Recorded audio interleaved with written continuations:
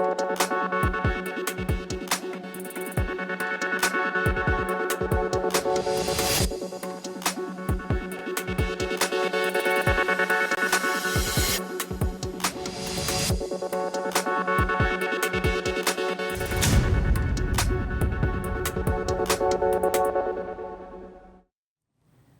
जन टीवी देख रहे हैं आप। मैं श्वेता शर्मा आपके साथ। खबरों की शुरुआत से पहले एक नजर डालेंगे अभी की हेडलाइंस पर।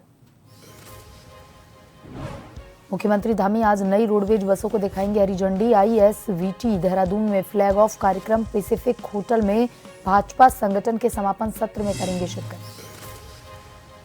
रुड़की में खेत में बच्चे का शव मिलने से मचा हड़कंप। 3 दिन से लापता था मासूम, परिजनों ने जताई हत्या की आशंका।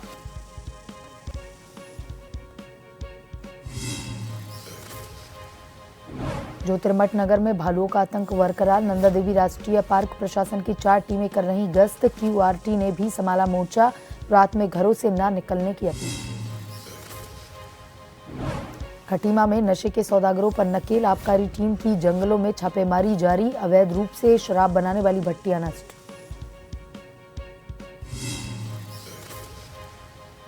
उत्तराखंड में मौसम शुष्क, रात के वक्त तापमान गिरने से बड़ी ठिठुरन। 4 धाम यात्रा ने भी पकड़ी रफ्तार। केदारनाथ में 15 लाख से ज्यादा तीर्थयात्री कर चुके दर्शन।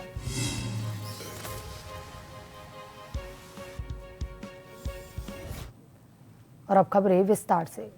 रुड़की के पीरान कलियर थाना क्षेत्र में 3 दिन से लापता बच्चे का शव जंगल में पड़ा मिला। परिजनों की तहरीर पर पुलिस मामले में अपहरण का मुकदमा दर्ज कर चुकी है। वहीं अब परिजनों ने बच्चे की हत्या की आशंका जताई। SP देहात एवं अन्य अधिकारियों ने मौके का निरीक्षण किया और मामले की जांच में टीम जुटी है। फोरेंसिक टीम को भी मौके पर बुलाया गया है। जानकारी के अनुसार कलियर निवासी 13 वर्षीय अवेश 24 अक्टूबर को घर से बाहर बकरी चराने के लिए गया, जिसकी तलाश में परिजन पुलिस जुटे हुए थे। वहीं परिजनों ने मामले की तहरीर पुलिस को दी थी, जिसमें से कुछ रिश्तेदारों पर अपहरण का आरोप भी लगाया था। की गुमशुदगी हुई थी, जिस संबंध में उनके परिजनों के द्वारा तहरीर दी गई थी, जिस संबंध में अभियोग पंजीकृत किया गया था। कैमरों और अन्य तरीकों से जानकारी जुटाई जा रही थी, लेकिन आज गन्ने के खेत में, जिसमें कि काफ़ी पानी भरा हुआ है और सिंचाई हुई है, उसमें खेत में अंदर की तरफ उक्त किशोर का शव बरामद हुआ है, जिसपे उसके परिजन कुछ आक्रोशित थे। उनके द्वारा कुछ चीज़ें संज्ञान में लाई गई हैं। सभी संभावित पहलुओं से घटना के बारे में जानकारी जुटाई जाएगी और जो लोग भी इस घटना के पीछे होंगे उनके विरुद्ध अग्रिम विधिक कार्रवाई की। दीपावली त्योहार को देखते हुए कच्ची शराब के नशे के सौदागरों पर नकेल कसने के लिए आबकारी विभाग खटीमा क्षेत्र 2 द्वारा लगातार अभियान चलाए जा रहे हैं, जिसके अंतर्गत खटीमा क्षेत्रीय आबकारी निरीक्षक लालू राम के नेतृत्व में खटीमा आबकारी टीम ने आलावर्ती क्षेत्र के जंगलों में छापेमारी कर अवैध रूप से शराब बनाने वाली 3 जलती हुई भट्टियों को नष्ट किया। साथ ही 50 लीटर कच्ची शराब बरामद की और 3400 किलो लहन नष्ट किया। कच्ची शराब बनाने में प्रयुक्त उपकरणों को नष्ट किया गया है। इस अवसर पर क्षेत्रीय आबकारी निरीक्षक लालू राम ने बताया कि उनके द्वारा लगातार क्षेत्र में सर्च अभियान जारी है।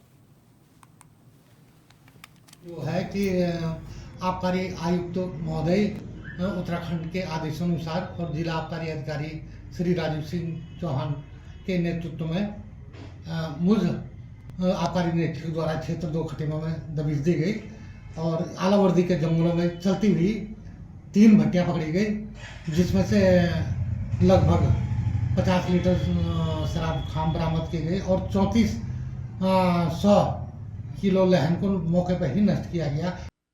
शनिवार शाम लोहाघाट से अपनी ड्यूटी समाप्त कर स्कूटी से घर जा रही 2 महिला होमगार्ड की लोहाघाट आरा मशीन व पाटन पुल के बीच में स्कूटी के सामने पिकअप आ जाने से जोरदार भिड़ंत हो गई। दुर्घटना में दोनों महिला होमगार्ड गंभीर रूप से घायल हो गई हैं, जिन्हें लोगों के द्वारा उपचार के लिए लोहाघाट उप जिला चिकित्सालय पहुंचाया गया, जहां डॉक्टर वीना मेलकानी के द्वारा दोनों घायल महिला होमगार्ड का उपचार किया गया। डॉक्टर वीना ने बताया कि पूजा कालाकोटी को काफी गंभीर चोटें लगी, उन्हें जिला चिकित्सालय चंपावत रेफर किया गया है। दूसरी महिला होमगार्ड अनीता की हालत ठीक है, जिनको उपचार कर छुट्टी दे दी गई है। वही दुर्घटना में स्कूटी के परखच्चे उड़ गए। प्रत्यक्षदर्शियों ने बताया कि महिला होमगार्ड काफी तेज गति से स्कूटी चला रही थी और गलत दिशा में आ रही थी।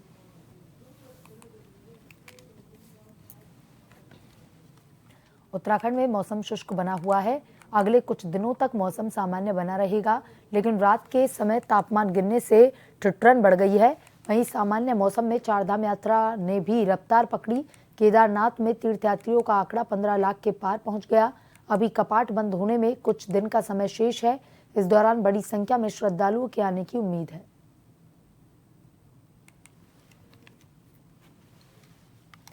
उत्तराखंड गो सेवा आयोग के अध्यक्ष राजेंद्र अंथवाल ने कलेक्ट्रेट सभागार में जनपदीय निराश्रित गोवंश समिति की बैठक ली।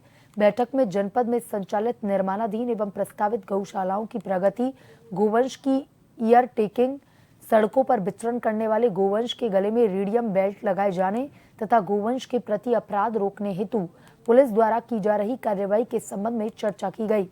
गो सेवा आयोग के अध्यक्ष ने सभी नगर निकाय और जिला पंचायत को गौशालाओं के निर्माण पर तेजी लाने, सड़क पर विचरण करने वाले गोवंश के गले पर रेडियम बेल्ट लगाने और पशु क्रूरता की शिकायतों पर पुलिस को तुरंत कार्रवाई करने के निर्देश दिए। मुख्य विकास अधिकारी नंदन कुमार ने सभी एसडीएम को ईओ के माध्यम से निराश्रित गोवंश को रेडियम बेल्ट लगाने की कार्रवाई सुनिश्चित करने के निर्देश दिए।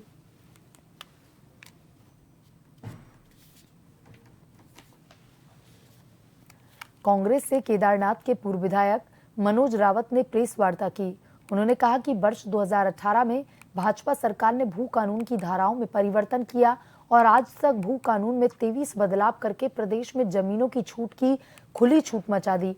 वहीं दूसरी तरफ भाजपा के प्रदेश मीडिया प्रभारी मनवीर चौहान ने पलटवार करते हुए कहा कि मुख्यमंत्री धामी द्वारा सख्त भू कानून के लिए विशेष कमेटी बनाई है, जिसकी रिपोर्ट के आधार पर आगामी बजट सत्र में भू कानून को धरातल पर उतारा जाएगा।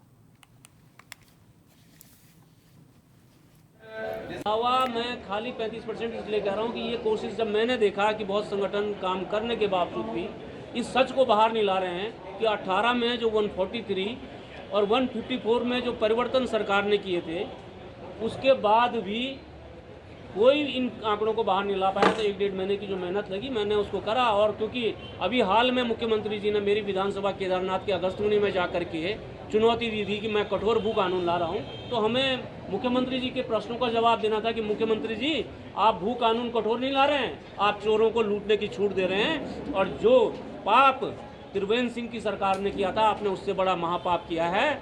सरकार के द्वारा जन अपेक्षाओं के अनुरूप 2007 में भी भू कानून में संशोधन किया गया था और प्रदेश के अंदर जन अपेक्षाओं के अनुरूप और प्रदेश के हित के लिए और प्रदेश की जनता के हित के लिए सबसे कड़ा भू कानून लागू हो, इसके लिए धामी सरकार आदरणीय हमारे मुख्यमंत्री पुष्कर सिंह धामी जी पहले ही स्पष्ट कर चुके हैं कि आने वाले बजट सत्र में कड़ा भू कानून विधानसभा की पटल पर रखा जाएगा और प्रदेश के अंदर सख्त से सख्त भू कानून लागू किया जाएगा। बागेश्वर में सिमगड़ी उप पोस्ट ऑफिस में खाता धारकों के साथ हुए गबन मामले में बागेश्वर पुलिस ने सिमगड़ी में तैनात अस्थायी पोस्ट मास्टर को पोस्ट ऑफिस बागेश्वर की विभागीय शिकायत पत्र के आधार पर गिरफ्तार किया। मामले का खुलासा करते हुए एसपी बागेश्वर चंद्रशेखर घोड़के का कहना है कि सिमगड़ी उप डाक घर में तैनात अस्थायी पोस्ट मास्टर अनिल कुमार व्यास, जो कि राजस्थान के जिला भरतपुर का निवासी है, कि विभागीय जांच में कुल धनराशि 32,68,805 रुपए गबन की तहरीर के आधार पर थाना कांडा में भारतीय न्याय संहिता की धारा 409, 420, 467, 468, 471 में मुकदमा दर्ज किया गया है। सिमगड़ी डाकघर में तैनात अस्थायी पोस्ट मास्टर ने पोस्ट ऑफिस से दबाकर धनराशि गबन की है। मामले की गहनता से जांच की जा रही है। पोस्ट ऑफिस जो कमेडी देवी पोस्ट ऑफिस का एक सब पोस्ट ऑफिस है, उसमें कुछ पैसों का गबन किए जाने की एक शिकायत हमें प्राप्त हो रही थी। इसमें जो है पोस्ट ऑफिस द्वारा, पोस्ट विभाग द्वारा, उनके जो इंस्पेक्टर हैं उनके द्वारा तहरीर कल लिखित में दी गई है। एक प्रिलिमिनरी जांच इसमें पोस्ट विभाग द्वारा की गई थी और एक लिखित शिकायत कल हमें दी गई थी कि इनका जो वहाँ का ग्रामीण डाक सेवक है सिमगड़ी पोस्ट ऑफिस का, इसके द्वारा जो है लगभग 32 लाख रुपए का गबन जो है पोस्ट ऑफिस का उन्होंने किया है। ये शिकायत हमें प्राप्त हुई। इसमें जो है तुरंत हमने थाना कांडा में मुकदमा पंजीकृत किया था और इसमें अभियुक्त की गिरफ्तारी हमने शीघ्र ही कर ली है और माननीय न्यायालय के समक्ष हम उसको पेश कर रहे हैं। इसमें अभी तक के जो तथ्य सामने आए हैं तो लोगों के पैसे इसने जमा किए हैं, उनको पासबुक में एंट्री की है और उसके बाद फिर उनको मतलब पैसा उनके खाते में न डालकर उसका गबन करने की सूचना अभी तक प्राप्त। जिन क्षेत्रों को सरकार ने फल पट्टी क्षेत्र घोषित किया था, उन्हीं क्षेत्रों में पिछले लंबे समय से लगातार भूमाफियों द्वारा अवैध रूप से फलदार वृक्षों का कटान कुछ विभागीय अधिकारियों की मिलीभगत से किया जा रहा है। रामनगर के ग्राम बसई में कुछ लोगों द्वारा बिना विभागीय अनुमति के बगीचे से 8 आम के पेड़ काट दिए। पेड़ों की लकड़ी सहित पुलिस ने 3 आरोपियों को गिरफ्तार कर मामले की जांच शुरू की तो काटे गए पेड़ एक प्लाईवुड फैक्ट्री में मिलने के बाद प्लाईवुड फैक्ट्री की भी जांच के आदेश वन विभाग को दिए गए हैं।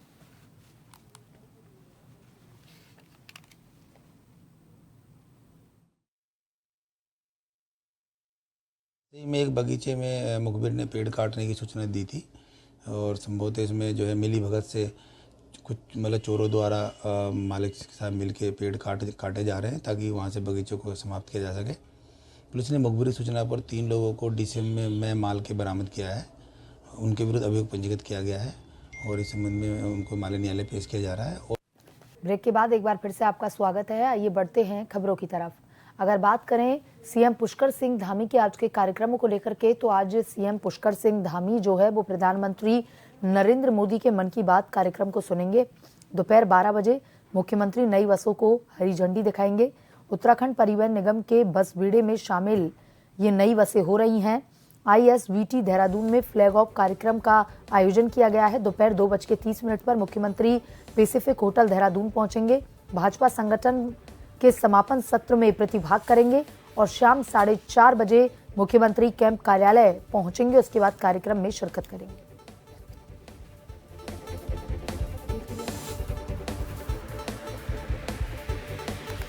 और इसी खबर पर ज्यादा जानकारी के साथ हमारे bureau chief SN Pant phone line पर जुड़ चुके हैं। SN पंत, सीएम पुष्कर सिंह धामी के आज क्या कुछ कार्यक्रम रहने वाले हैं? बिल्कुल, आपको बताना चाहूंगा, उत्तराखंड के मुख्यमंत्री पुष्कर सिंह धामी कुछ देर के बाद यानी प्रधानमंत्री का जैसे ही मन की बात कार्यक्रम शुरू हो जाएगा, मुख्यमंत्री मन की बात कार्यक्रम को सुनेंगे। इसके अलावा तकरीबन 12 बजे का समय मुकर्रर किया गया है। परिवहन निगम की ओर से जो कार्यक्रम आयोजित किया गया है उसमें परिवहन निगम की ओर से नई बसों का जो बेड़ा खरीदा गया है उसको आज फ्लैग ऑफ करेंगे। मुख्यमंत्री हरी झंडी दिखा करके रवाना करेंगे। यानी परिवहन निगम लगातार जो रूटों पर बसों की समस्या थी उससे निजात पाने के लिए नई बसों का जो बेड़ा खरीदा गया है उसको चलाया जाएगा और आम लोगों को दिवाली के इस मौके पर राहत मिलेगी। यानी जिस रूट पर बसें कम थी वहां पर अब रोटेशन वाली बसें चलेंगी, परिवहन निगम की बसें चलेंगी। निगम को भी उसमें लाभ होगा और आम जनता की परेशानी भी दूर होगी। इसके बाद मुख्यमंत्री का कार्यक्रम तकरीबन 2:30 बजे भारतीय जनता पार्टी का संगठनात्मक जो कार्यक्रम चल रहा है उसका समापन सत्र आज तकरीबन 2:30 बजे है। वहां पर भारतीय जनता पार्टी के संगठन के पदाधिकारी मौजूद रहेंगे, प्रदेश प्रभारी मौजूद रहेंगे, संगठन महामंत्री प्रदेश मौजूद रहेंगे और मुख्यमंत्री की मौजूदगी भी रहेगी और मुख्यमंत्री यहाँ संबोधन भी करेंगे। कुल मिलाकर के क्योंकि केदारनाथ विधानसभा उपचुनाव के लिए भारतीय जनता पार्टी ने अभी तक अपने प्रत्याशी के नाम का ऐलान नहीं किया है, लिहाजा आज उम्मीद है कि प्रत्याशी के नाम का ऐलान हो जाएगा और उसको लेकर के केदारनाथ विधानसभा में उपचुनाव के दरमियान संगठन पर क्या रणनीति रहेगी, संगठनात्मक कार्यक्रम कैसे चलाए जाएंगे, सरकार ने क्या काम क्षेत्र में किया है उसकी बात जनता तक कैसे पहुंचाई जाएगी, इसके अलावा निकाय चुनाव में क्या स्ट्रेटेजी रहेगी, त्रिस्तरीय चुनाव में क्या रणनीति बनाई जाएगी, केंद्रीय आलाकमान को क्या मैसेज दिया जाएगा, इसको लेकर के भी आज व्याख्यान दिया जाएगा मुख्यमंत्री की ओर से और संगठन और सरकार के बीच बेहतर तालमेल है इसका एक संदेश देने का प्रयास होगा मुख्यमंत्री का ये कार्यक्रम। और 4:30 बजे मुख्यमंत्री कैंप कार्यालय पहुंच जाएंगे। जी SN पंत, तमाम जानकारी के लिए धन्यवाद।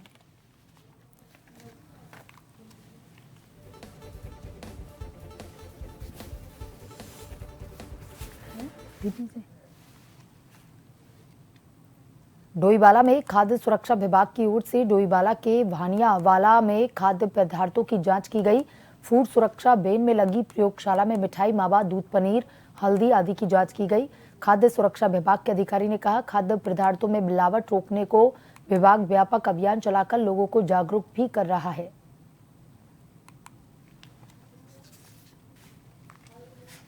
आज से पहले क्या होता था, जब भी इस तरह की जांच होती थी ना, उसके लिए सैंपल भर के लैब में जाते थे और लैब में जाने के बाद उसका कहीं काफ़ी लंबे समय के बाद जो उसका रिजल्ट आता था ये इसमें मिलावट है या नहीं है।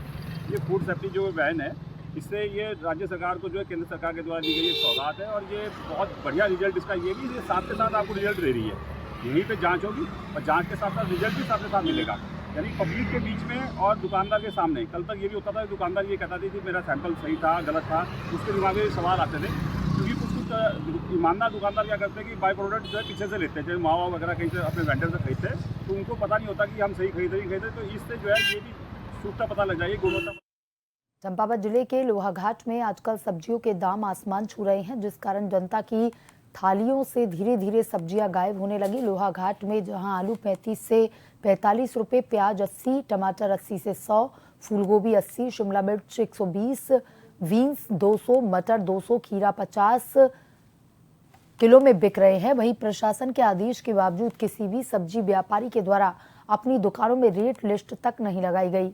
लोगों ने कहा, बीच में सड़क बंद होने से सब्जियों के दाम बढ़े, लेकिन अब यातायात लगातार सुचारू है, उसके बावजूद भी सब्जी विक्रेताओं के द्वारा सब्जियों के दाम नहीं घटाए गए।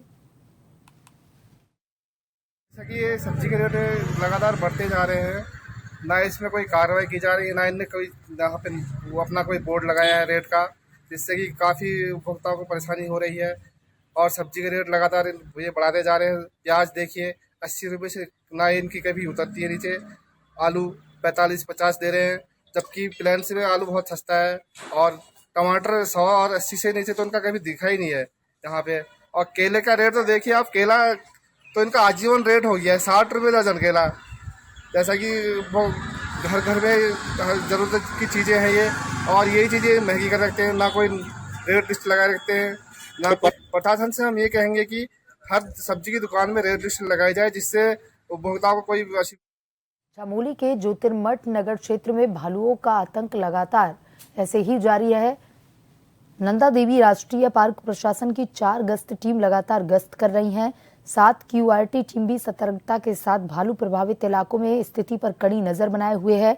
नंदा देवी राष्ट्रीय पार्क जोशीमठ के रेंज ऑफिसर गौरव नेगी पार्क प्रशासन की QRT टीम और गश्त टीम के साथ भालू प्रभावित इलाकों में मोर्चे संभाले हुए हैं, ताकि बिना जनहानि के भालुओं को आबादी वाले इलाके से बाहर किया जा सके। उन्होंने अपील की है कि पार्क प्रशासन पूरी जिम्मेदारी के साथ जंगली भालुओं की एक्टिविटी की मॉनिटरिंग कर रही है। अंधेरा होने के बाद आजकल भालू प्रभावित इलाकों में मूवमेंट ना करें, घरों के आसपास लाइट की पूरी व्यवस्था रखें। भालू की आमद की सूचनाएं प्राप्त हो रही हैं, तो भालू के आने का मुख्य कारण जो यहाँ पर भोजन है उसकी उपलब्धता है। आजकल यहाँ पर छेमी हो गया या अखरोट हो गया, और उसके अलावा भी जैसे जो लोग कूड़ा करकट फेंकते हैं उसके सुगंध के कारण भी ये भालू आकर्षित होते हैं, और विगत 1 महीने से काफ़ी इनकी आमद देखी जा रही है। बाकी इसमें हमारी जो टीम है, हमने अपने प्रभाग स्तर पर तकरीबन 4 टीमें बनाई हैं, जो कि दिन और रात इस पर गश्त करती हैं, और जहां भी भालू की आमद की सूचना प्राप्त होती है वहां पर जाती हैं और इनको भालू को भगाने का प्रयास करती हैं। और नजर डालेंगे अभी की हेडलाइंस पर। मुख्यमंत्री धामी आज नई रोडवेज बसों को दिखाएंगे हरी झंडी। ISVT देहरादून में फ्लैग ऑफ कार्यक्रम पैसिफिक होटल में भाजपा संगठन के समापन सत्र में करेंगे शिरकत। रुड़की में खेत में बच्चे का शव मिलने से मचा हड़कंप। 3 दिन से लापता था मासूम, परिजनों ने जताई हत्या की आशंका।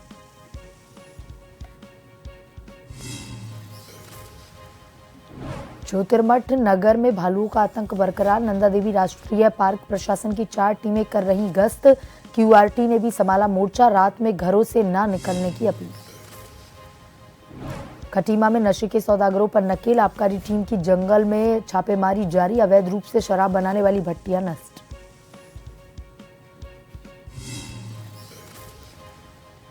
उत्तराखंड में मौसम शुष्क, रात के वक्त तापमान गिरने से बड़ी ठिठुरन। चारधाम यात्रा ने भी पकड़ी रफ्तार। केदारनाथ में 15 लाख से ज्यादा तीर्थयात्री कर चुके दर्शन।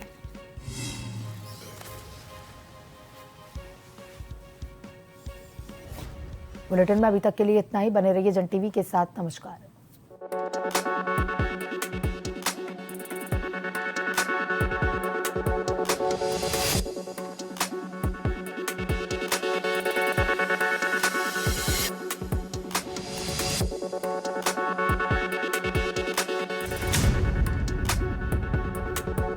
है।